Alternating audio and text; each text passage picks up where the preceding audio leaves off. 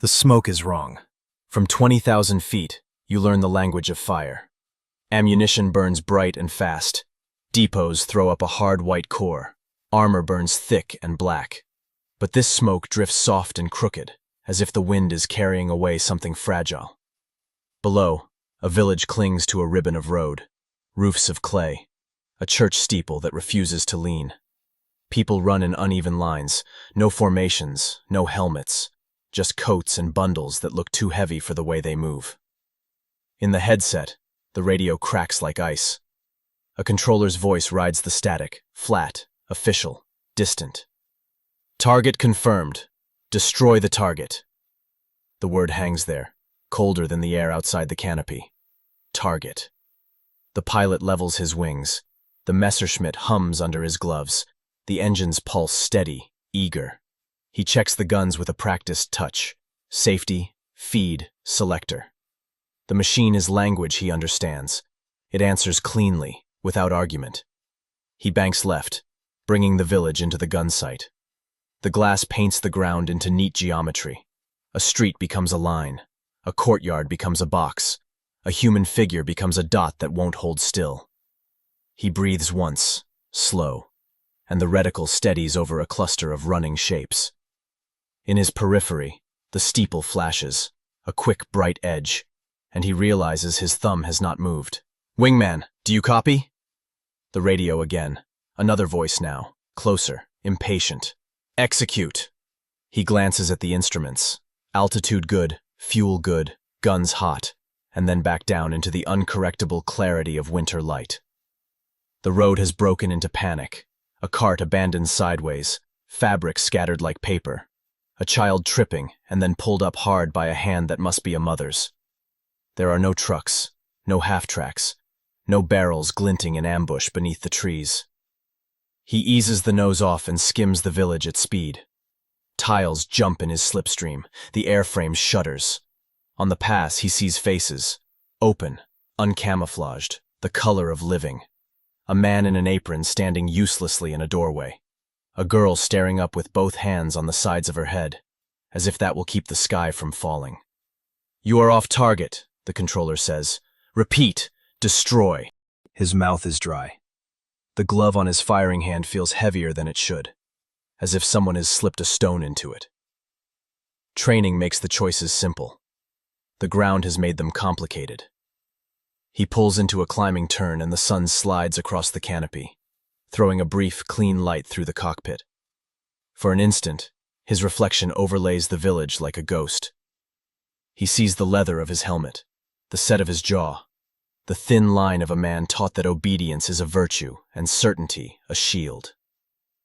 The reticle settles again this time, not on figures, but on empty earth beyond the fields. The engine waits. The gun safeties wait.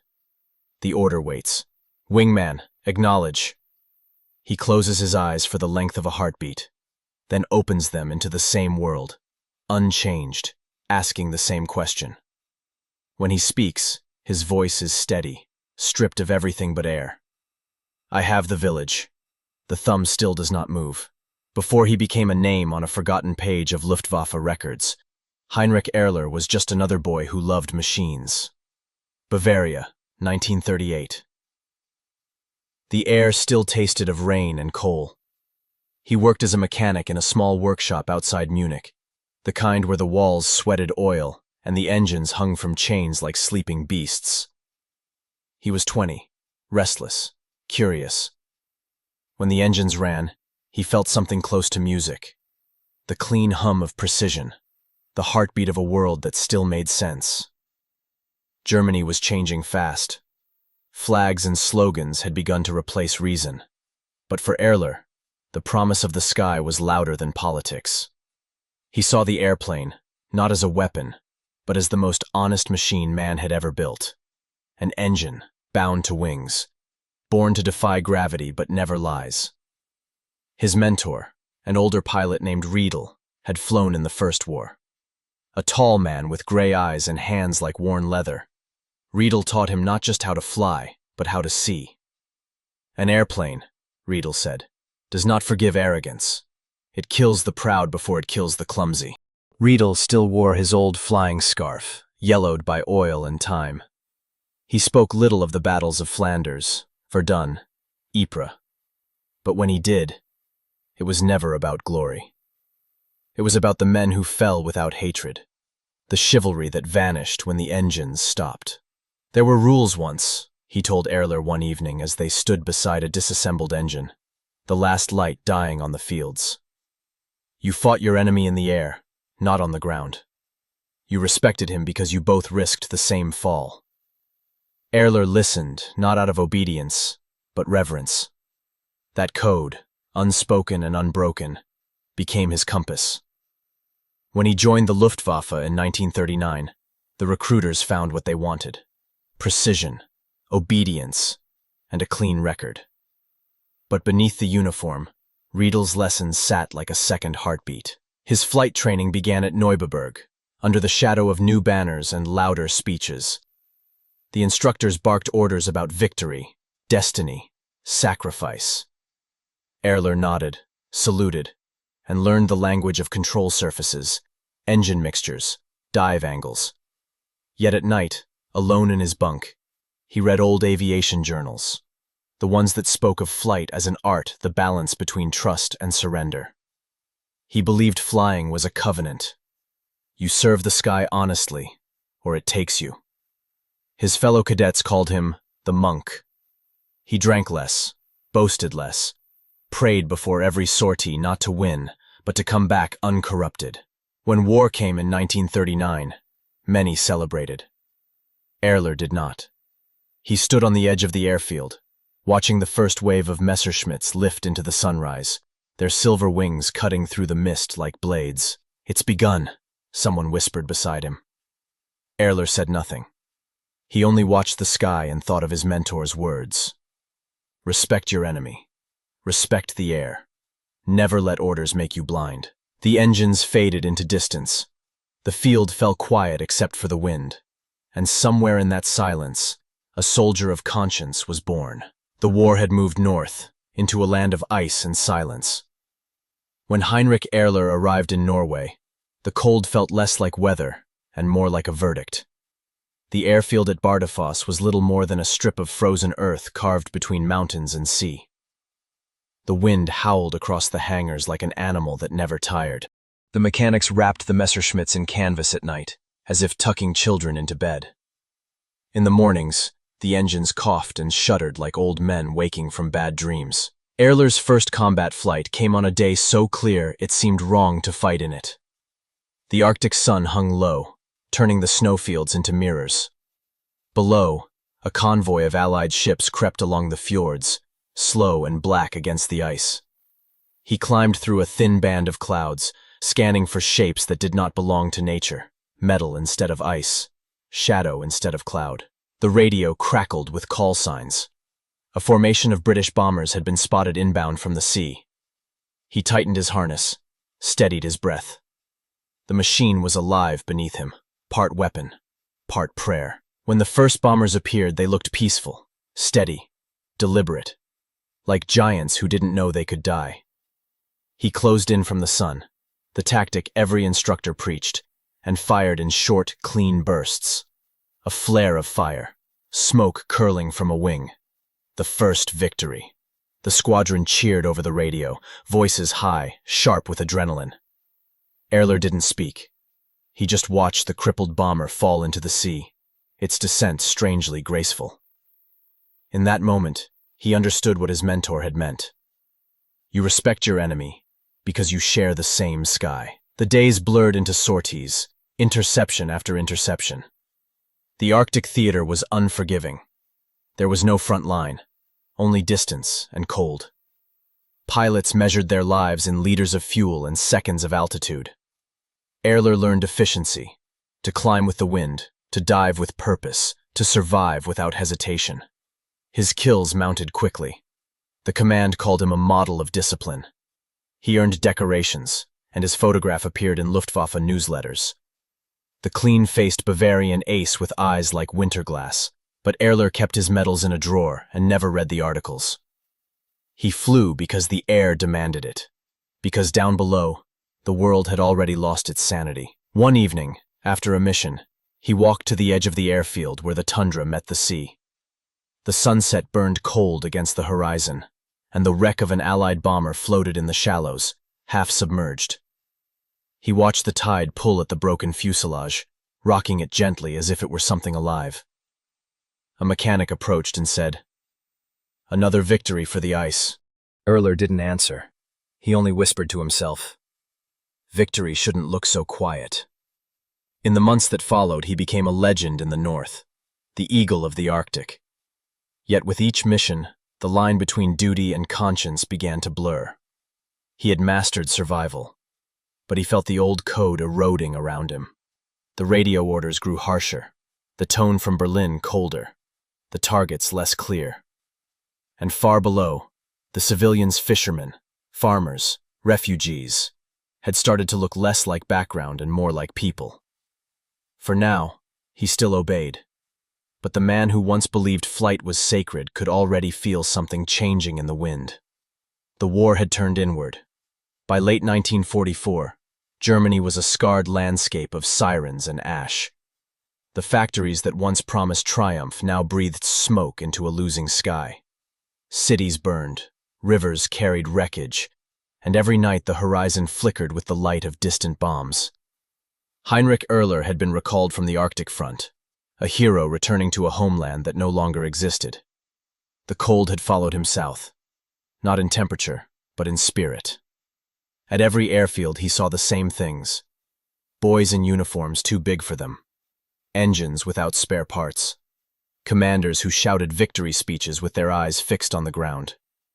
He was given command of a small fighter group stationed near Kiel. Their mission was vague: intercept enemy bombers, destroy resistance movements, assist in civilian evacuations. But the radio orders that arrived that winter were neither vague nor honorable.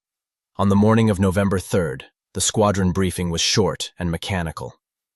The operations officer unrolled a map and pointed to a red circle near the Danish border. His voice was monotone, as if reading weather reports. Enemy insurgents suspected in this sector. Destroy the target. Full authorization to engage ground movement. Ehrler frowned. The coordinates pointed to a small village, barely a dot. "What insurgents?" he asked. "It's a farming settlement." The officer didn't look up. "Orders from above. Clearance already issued. You have 30 minutes. Ehrler folded the map and said nothing more. Questions had become dangerous currency. At 11:15, his flight of 3 Messerschmitts lifted off the runway, cutting through the pale northern sky. The air was brittle, visibility perfect. From altitude, the fields below looked peaceful frozen rivers, smoke curling from chimneys, the faint movement of people carrying on with ordinary life. Over the radio, his young wingman, a 20-year-old from Hamburg named Kramer, called out, "Captain, target ahead. I see movement near the road." Ehrler adjusted his canopy glare and looked down. The road was crowded: carts, bicycles, wagons, piled high with possessions. Refugees, dozens of them, maybe hundreds. He pressed his transmit switch. "Hold fire," he ordered calmly. "But sir," command said. "I said hold fire." The words came sharper this time, cutting through static and rank. He could hear Kramer's breathing, fast and uncertain. Below, the people had seen the fighters. They were scattering, dropping their bundles, running toward the tree line. The instinct to flee from the sky was universal now. Ehrler felt his heart pounding, his pulse sinking with the vibration of the engine. He banked left, making a low pass over the road. Dust swirled, hats flew, but he didn't fire. "Wingman, acknowledge," came the controller's voice from command. Ehrler keyed the mic. "Negative contact. No armed forces. Repeat, no armed forces detected." A pause, then, "Execute the order, Captain." His reply was colder, slower. "The target is civilians. I will not engage." Silence filled the channel. Then static. Then nothing. He climbed away, throttling back, the engine's roar fading into an almost monastic stillness. For the first time, disobedience felt holy.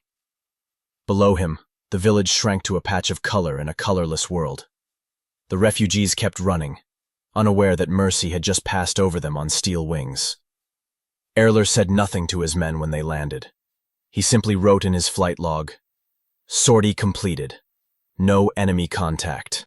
That night, the airfield was quiet except for wind rattling through the hangars. Somewhere beyond the walls, a radio still crackled, replaying the same mechanical phrase from headquarters, "Destroy the target." But the order, at least once, had been broken. Disobedience begins quietly. It doesn't roar, it echoes.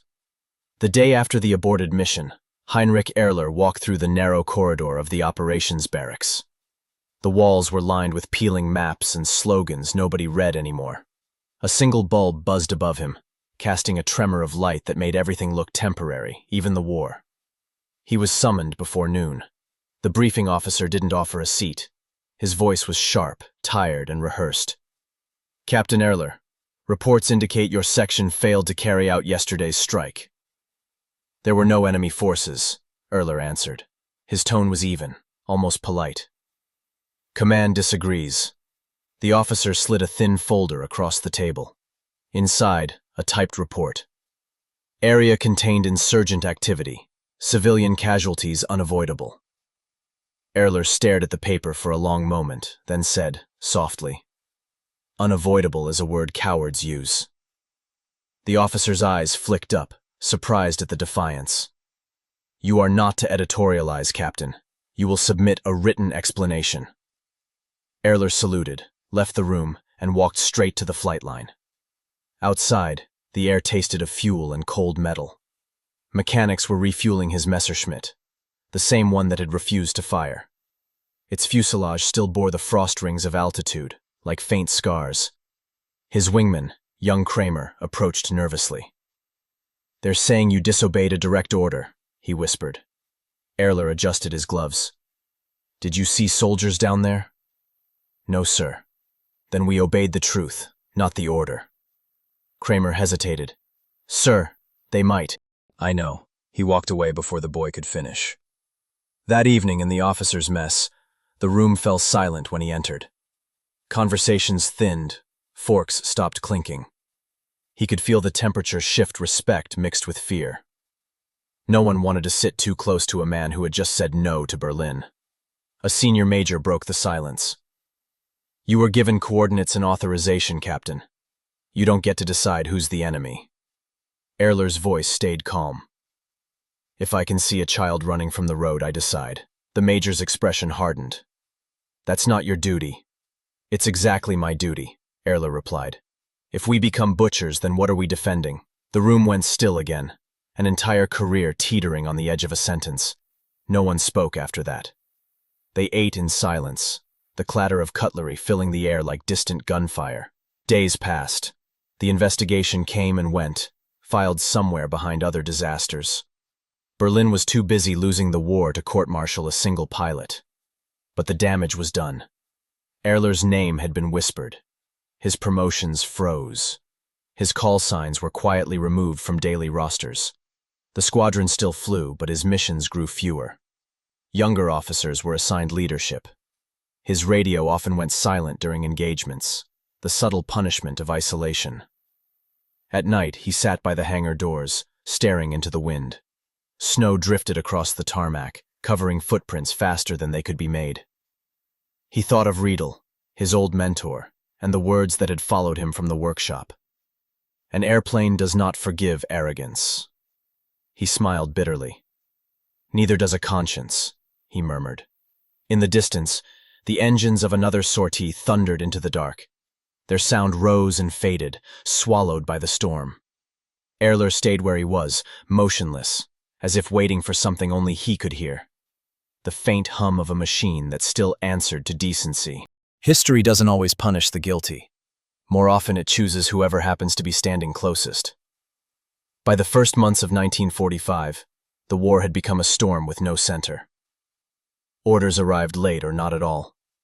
Entire airfields disappeared overnight under Allied fire. In the confusion, someone needed to take the blame for every failure, and Heinrich Ehrler's name was already written in thin ink from the day he refused to obey. The tragedy began far from him in a fjord near Tromsø. The battleship Tirpitz, pride of the German Navy, had been sunk by British Lancasters. The loss was catastrophic. Berlin demanded answers. How could the Luftwaffe have let it happen under their watch? Ehrler was summoned again. The hearing was staged in a half-ruined officers' club, the windows covered with cardboard, the floor still dusted with plaster. Across a cracked desk sat a colonel whose uniform looked newer than the war deserved. On the table lay a single question. Where were your fighters when the enemy came? Ehrler explained calmly, precisely, that no alert had been received, that radio frequencies were jammed, that the warning had arrived minutes too late. He had scrambled the moment he could. Every statement was true. The colonel nodded once and wrote nothing down. The decision had already been made. Negligence, he said, his pen still capped. Dereliction of duty. Effective immediately. You are relieved of command. Ehrler didn't salute. He simply asked, "And what of the men who delayed the message?" The colonel's eyes lifted for the first time. "They are not pilots," he said. "Pilots are expendable." The sentence carried no paperwork, only consequences. His medals were seized, his record annotated in red ink, and his uniform stripped of insignia. He was reassigned to a decimated defense squadron on the northern frontier. Obsolete planes, no replacements, no radio discipline. When he arrived, the airfield felt like a graveyard pretending to be an outpost. Rusted airframes leaned against each other for shelter. Mechanics worked with bare hands. Fuel was rationed by rumor. His name was whispered but not welcomed. The men avoided his eyes. They knew the story, how the ace who once ruled the Arctic now wore the title of traitor. Command had found its scapegoat. The sinking of the Tirpitz would die with his reputation. At night he lay in the barracks, listening to the wind move through bullet holes in the tin roof. The noise sounded like distant applause, mocking, endless. He wondered if his refusal to kill those villagers had been worth this slow erasure. Then, he would remember their faces, tiny figures scattering under his shadow, and know the answer. Yes, he would whisper into the dark. Yes. The final straw came in late March 1945.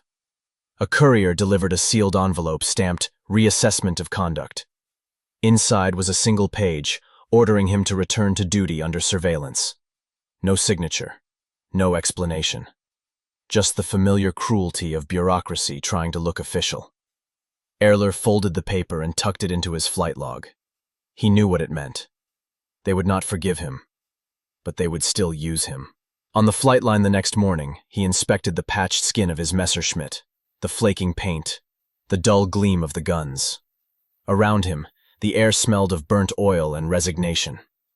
He looked at the rising sun over the snow-blurred horizon and said quietly to himself, "If this is to be my punishment, let it at least have purpose." In that moment, Heinrich Ehrler ceased to be a soldier for Berlin. He became something rarer. A man flying only for the fragment of honor he still recognized inside the wreckage of duty. The last days of the war felt less like days and more like the final, stuttering breaths of something dying on its own fumes. Germany was collapsing, not in explosions anymore, but in silence. Trains halted mid-journey, aircraft abandoned, half-fueled, officers burning their papers before fleeing into the woods. For Heinrich Ehrler, the war had already ended. Only the sky had not yet been told. The morning of April 4th broke gray and windless. The hangar doors were frozen halfway open, and through the slit of light, snow fell like dust. Ehrler sat alone in the cockpit of his worn Messerschmitt, canopy open, gloves off, breath fogging in the cold. The logbook on his knee was half-filled, neat handwriting, each entry a confession disguised as routine. Sortie completed, enemy sighted, no contact. He flipped to a new page and wrote one final line. No enemies left worth fighting. The base commander appeared briefly at the door, a man too exhausted to pretend authority. "Captain Ehrler," he said. "Radar reports Allied bombers over the coast. They're moving inland. Someone has to intercept. Ehrler looked up slowly. Someone? Anyone, the commander replied. Whoever still has fuel. Ehrler closed the logbook and slid it into his flight jacket. Then I'll go. The commander didn't stop him. There was nothing left to command. The Messerschmitt's engine coughed once, twice, then found its rhythm, a rough, unsteady heartbeat. The mechanic gave a tired thumbs up and stepped away.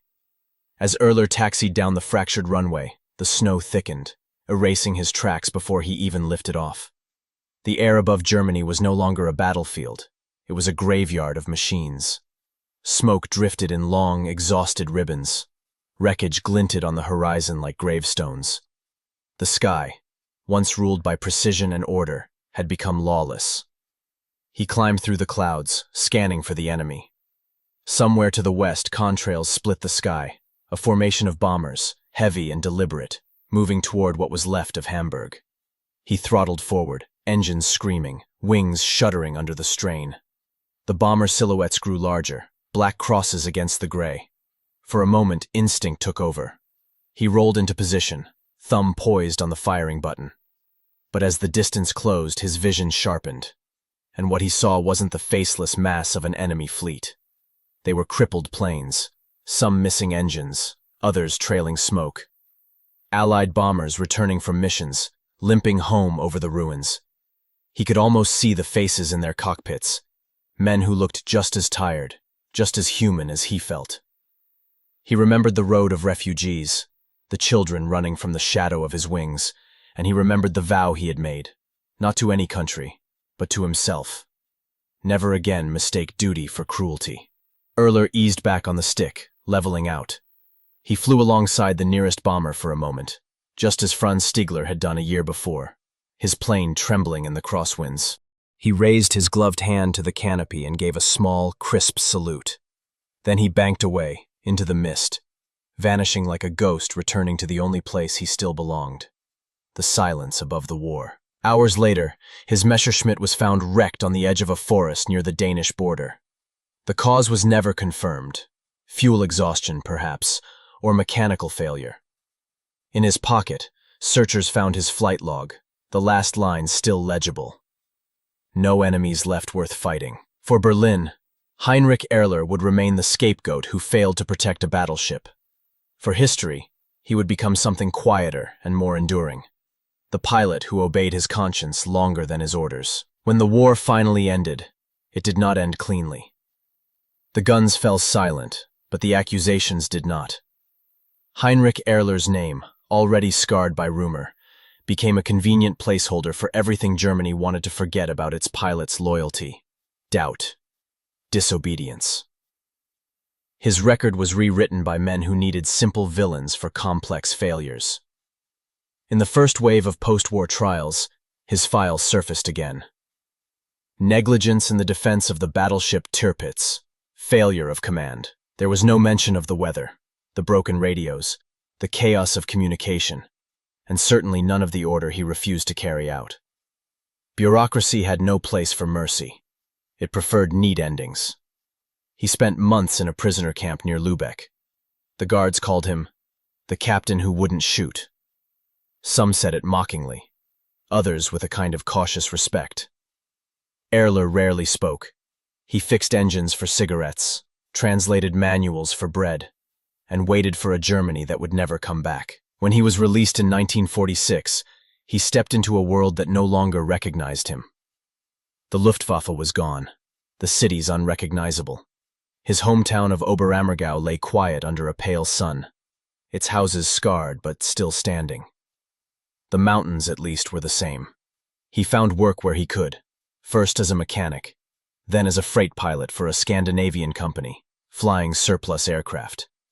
He flew in silence, through fog and snow, delivering mail, medicine, and sometimes hope to villages that had forgotten what either word meant.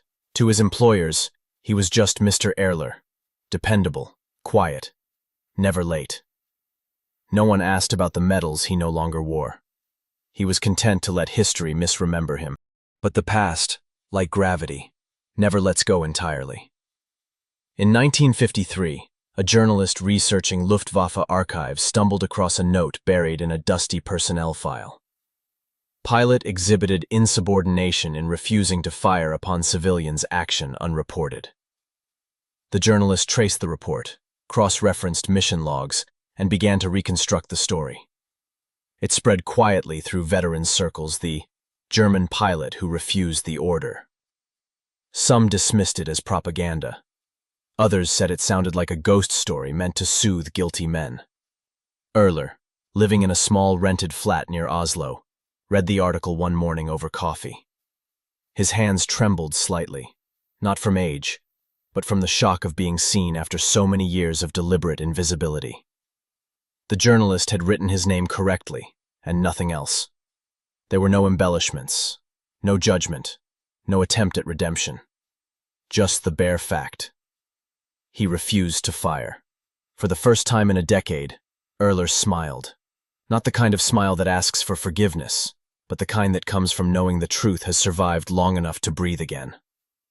That night, he opened the drawer beside his bed. Inside lay the one relic he had kept from the war, his flight log, its leather cover worn thin, its pages brittle with age. On the last page, under his final entry, he added a line in careful, steady handwriting. Perhaps history will remember the silence, not the noise. He closed the book, turned off the lamp, and for the first time in 20 years, slept without dreaming of the sky. His story would fade again, not lost, just dormant, until decades later when historians, searching for meaning in the wreckage of the 20th century, found his name buried between the words traitor and hero. And they realized that sometimes they are the same man. Time, like altitude, changes perspective. 80 years after the war, the world looks at those skies differently. The black and white newsreels have faded into history, and the names of pilots once spoken with fear or awe are now etched into quiet museum plaques that few stop to read. In one such museum, in a corner display marked "The Northern Front," there lies a photograph of a man standing beside a Messerschmitt in the snow. His face is calm, almost expressionless. The nameplate below reads simply, Heinrich Ehrler, Luftwaffe pilot, 1917 to 1945. Decorated, disgraced, remembered. Visitors glance at it for a moment, then move on to the bigger exhibits, the aces, the battles, the technology. Few notice the small caption added decades later, in different handwriting, almost an afterthought. Refused an unlawful order. That one sentence changed everything.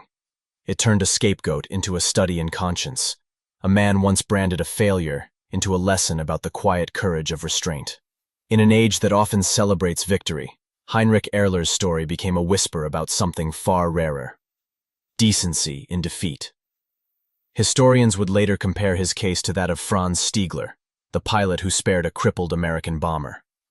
Two Germans, flying in different skies, both making the same impossible choice: to value human life above command. Some call it coincidence, others call it redemption. But perhaps it is proof of something simpler, that even in the most mechanized, dehumanized war in history, there were still men who remembered the difference between a target and a person. In 2005, an archivist working in Munich uncovered Ehrler's final logbook entry, preserved by his brother and forgotten in a family chest. The ink was faint but legible. No enemies left worth fighting. The phrase was reproduced in newspapers and documentaries, often misquoted, often misunderstood. Some read it as despair, others as protest. But those who knew the language of pilots recognized it for what it was: an acknowledgement that the true battle had never been in the air, but within. Today, school children in Germany read about him, alongside other figures who defied unlawful orders. His story has no medals, no parades, no triumphant score swelling at the end. It ends in silence, as it should. But that silence speaks more powerfully than any anthem. It reminds us that heroism is not only in the men who charge forward, but also in those who stop when everything tells them to continue. In a small aviation museum near Hamburg, under the hum of display lights, An elderly visitor once lingered before Ehrler's photograph. He was a former Allied pilot, white-haired, leaning on a cane. He studied the image for a long time and finally said to the curator beside him, "We spent our lives trying to shoot men like him down. I wish we'd known." The curator nodded quietly. Perhaps he knew that, even then. Outside, the wind rattled the flagpoles. The world had moved on, but in that moment, 2 generations of enemies shared the same sky again, this time without fear, without orders, without sides. Just the memory of one pilot who, in his final flight, proved that sometimes the greatest act of war is refusing to wage it.